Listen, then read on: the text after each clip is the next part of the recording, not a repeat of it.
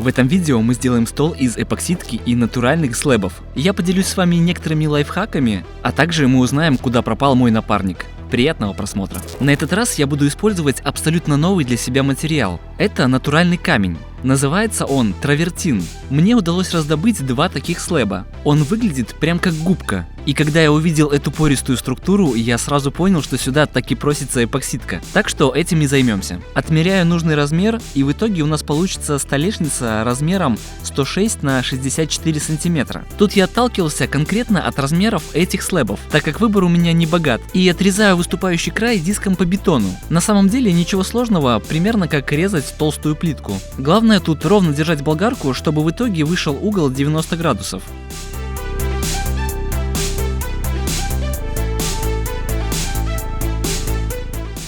У одного из слэбов был ровный край, а у другого рваный. Это не по фэншую, поэтому исправляем этот недостаток. Благо материал очень пористый и можно без проблем контролировать и предугадать место излома, чем я и занимаюсь. По задумке столешница должна выглядеть как единая расколовшаяся плита, поэтому откалываю крупные куски, которые и будут лежать между двумя слэбами. Когда камень уже готов к заливке, проклеиваем опалубку скотчем. Выдуваем всю пыль и раскладываем композицию. Как я и говорил, выглядеть это должно, как будто плита раскололась на части и застыла в этом положении.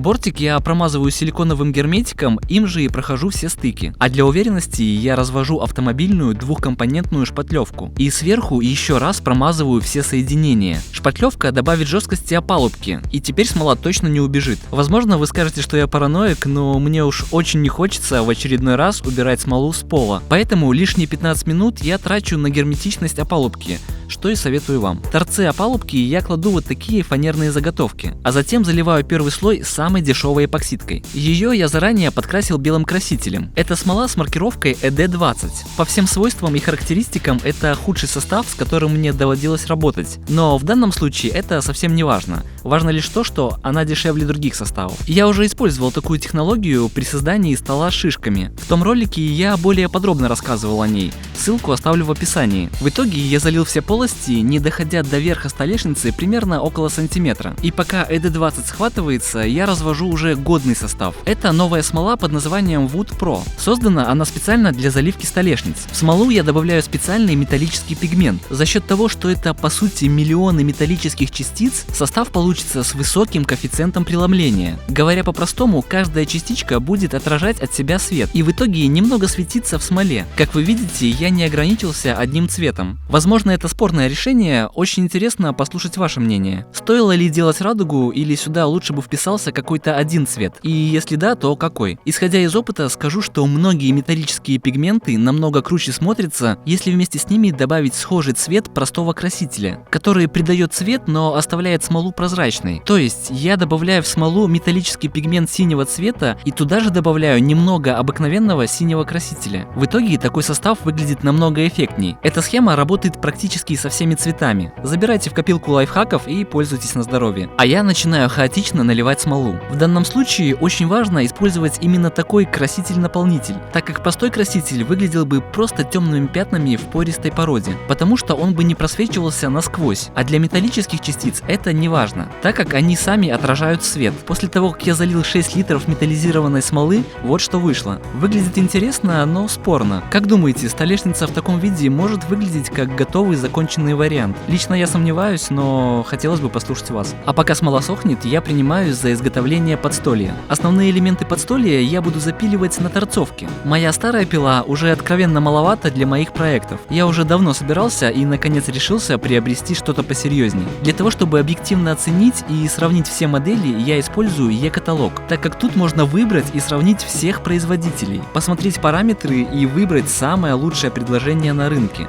По соотношению цена-качество я остановился на вот такой модели от Jet. Почитал отзывы реальных людей и еще раз убедился в своем выборе. Теперь остается только заказать. Напарник!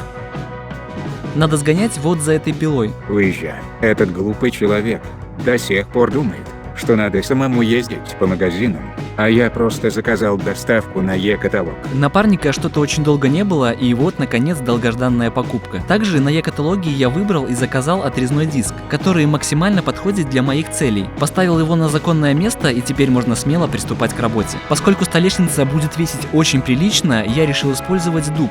Из него мы сделаем очень интересную конструкцию, которая без проблем выдержит столешницу весом более 70 кг. Я, конечно, знал, что отрезной диск – это очень важная деталь для любой пилы, но я не думал, что дуб можно резать прям как масло, не оставляя при этом вообще никаких следов. На торцовке есть специальный ограничитель, им я и воспользуюсь для того, чтобы сделать выборку. Очень удобная штука, я вам скажу, отлично облегчает работу. А выглядит это вот так. Разметочным рейсмусом я отмечаю границу, и при помощи пилы с ограничителем делаю выборку. Как вы видите, все действительно работает, а дуб режется вообще без усилий и без сколов. И на мое удивление, даже по заводским настройкам все углы отлично выдержаны. А раз с настройками все в порядке, смело запиливаю ноги под 10 градусов. В итоге подстолье по своей конструкции довольно простое, но очень крепкое и выглядит необычно. На заранее склеенную рамку я кладу кондуктор, засверливаюсь в нее и при помощи фрезера и копировальной фрезы делаю паз для ножки. А так как фреза круглая, углы приходится доводить вручную при помощи стамески. И наконец можно примерить ножки. Все четко и плотно, прям радость для перфекциониста. Осталось сделать 8 клиньев, которые намертво зафиксируют ножки. Тут все просто, ручной рубанок и 15 минут работы. После склейки на торцах осталось немного клея.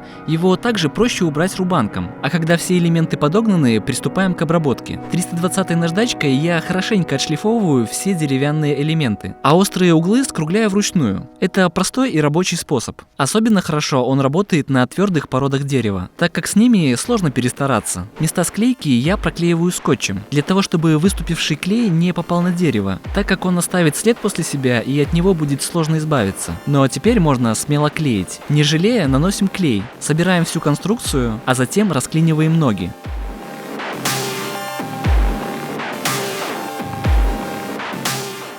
Обычно свои изделия я покрываю морилками и лаками. Вы часто пишете, что это практически нереально сделать в домашних условиях и без опыта. Да, справедливое замечание, и это действительно так.